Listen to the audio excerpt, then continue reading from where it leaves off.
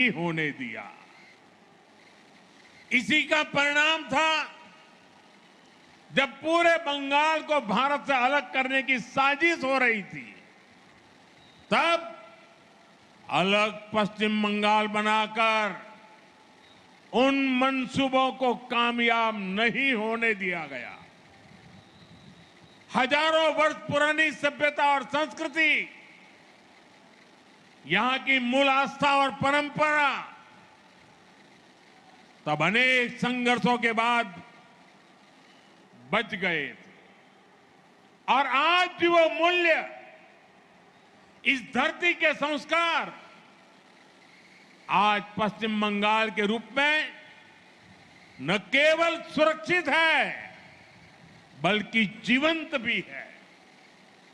इसलिए पश्चिम बंग दिवस के रूप में हम केवल एक तारीख को याद नहीं कर रहे हैं, हम पूरे इतिहास को याद कर रहे हैं।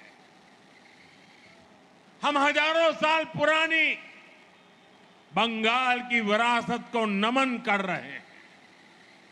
साथियों, आज की पीढ़ी को हमें बार बार पश्चिम बंग दिवस की अहमियत बताने की जरूरत है। उस दौरान क्या हो रहा था, ये युवा पीढ़ी को जानना जरूरी है। जब पूरे बंगाल को पाकिस्तान का हिस्सा बनाए जाने की कोशिशें हो रही थी, तो कांग्रेस उन षड्यंत्रकारियों के सामने घुटने टेके पड़ी थी। और यही वो समय था जब डॉक्टर श्यामा प्रसाद मुखर्जी ने उसके खिलाफ आवाज उठाई। अप्रैल 1947 में उन्होंने ऐतिहासिक रिजोल्यूशन पास कराया। उन्होंने घोषणा की, पूरा बंगाल पाकिस्तान का हिस्सा नहीं बनेगा। इसके लिए बंगाली हिंदू होमलैंड मूवमेंट शुरू किया गया। डॉक्टर श्यामा प्रसाद मुखर्जी इसका नेतृत्व कर रहे थे।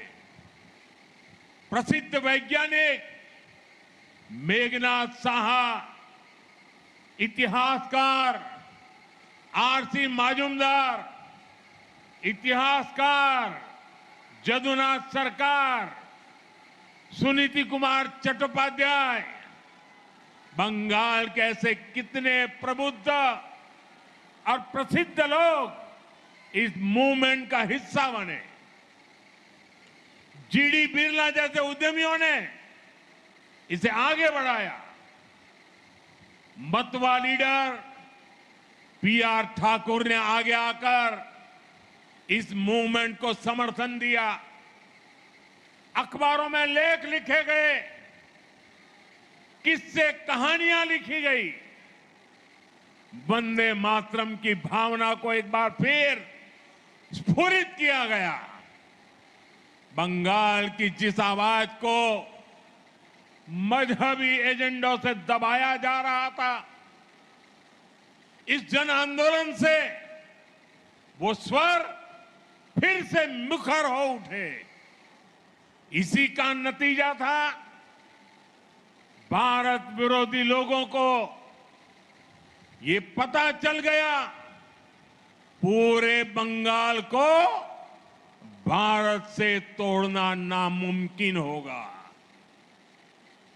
और पश्चिम बंगाल के रूप में ये हिस्सा मां भारती के साथ रह गया। साथियों, जिस भावना से पश्चिम बंगाल को बचाया गया था, आजादी के बाद उसी भावना पर इसे आगे बढ़ाने की जरूरत थी। लेकिन दुर्भाग्य से ठीक इससे उलट काम हुआ। पश्चिम बंग दिवस और इसकी भावना को भुलाने की कोशिश हुई।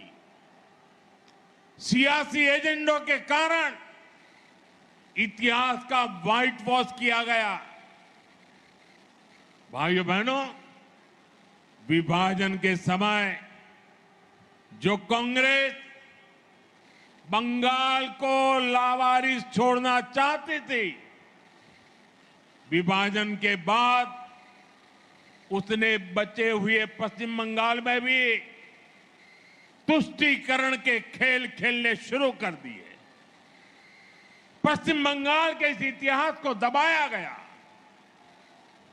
श्यामा प्रसाद मुखर्जी जनसंघ के संस्थापक बने, इसलिए उनके योगदान को नकारा गया। जिस भावना को लेकर उन्होंने बंगाल के लिए लड़ाई लड़ी थी, उस विचार को भी खत्म करने की कोशिशें होती रही।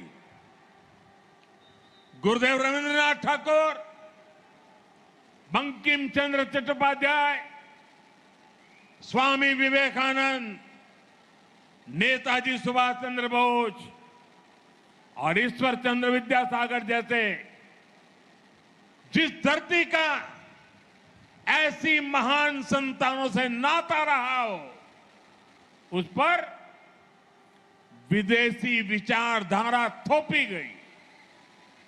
पहले कांग्रेस, फिर लेफ्ट, फिर टीएमसी, दशकों तक पश्चिम बंगाल को सहेजने और संवारने की जगह इसे अवैध घुसपैठियों का अड्डा बनने दिया गया।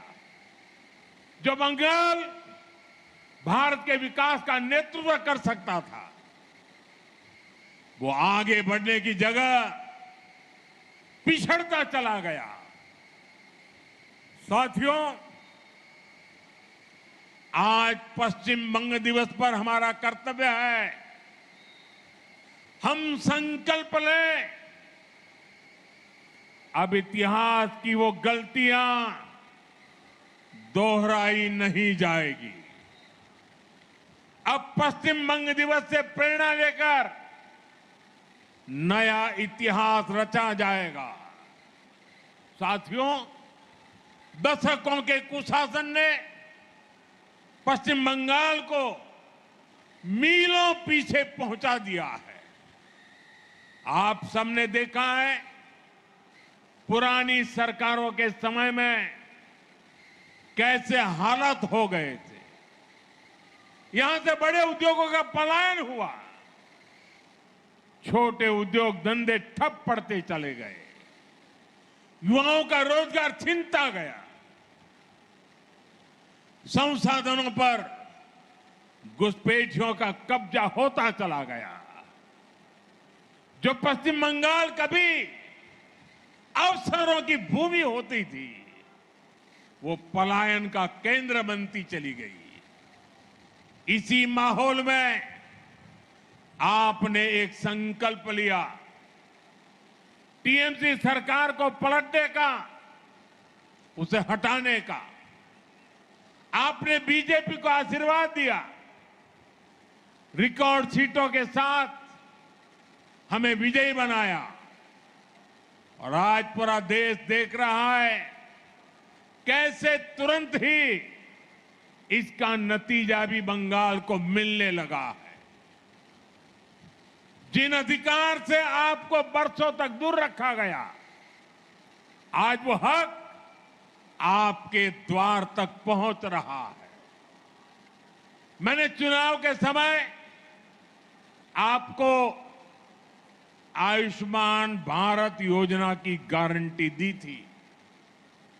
जब बंगाल के हर गरीब को आयुष्मान भारत का लाभ मिलना तय हो गया है, माताओं बहनों को अन्नपूर्णा योजना का सीधा लाभ मिलना शुरू हो गया है, हर घर स्वच्छ पानी पहुंचे, इसके लिए भी पश्चिम बंगाल सरकार और केंद्र सरकार के बीच जल जीवन मिशन को लेकर एमओयू साइन हो गया है। हमने चुनाव के समय बंगाल के युवाओं से वादा किया था, वो वादा पूरा करते हुए नौकरियों में आयु की सीमा में ढील दी गई है। महिलाओं को फ्री बस यात्रा का वादा भी पूरा हो चुका है। साथियों, सालों साल राजनीतिक दुश्मनी में जिन योजनाओं को रास्ते में ही अटकाया गया, लटकाया गया, आज उन सारी बंदिशों को तोड़कर जन कल्याण शिविरों के जरिए हर सरकारी योजना का लाभ सीधे आप तक पहुंचाया जा रहा है। अब कोई बिचौलिया नहीं, कोई रुकावट नहीं, सिर्फ आपके अधिकार पर फोकस है, बंगाल के विकास पर फोकस है, बंगाल और देश की सुरक्षा पर फोकस है।